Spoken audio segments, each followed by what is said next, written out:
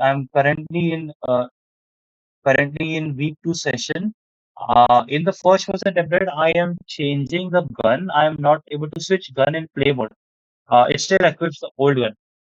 It still equips the old gun.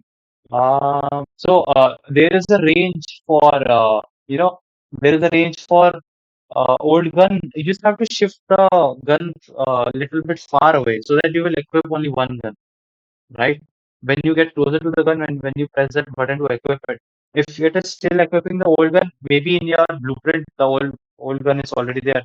Delete that old gun from your blueprint, and those two guns should be far apart actually.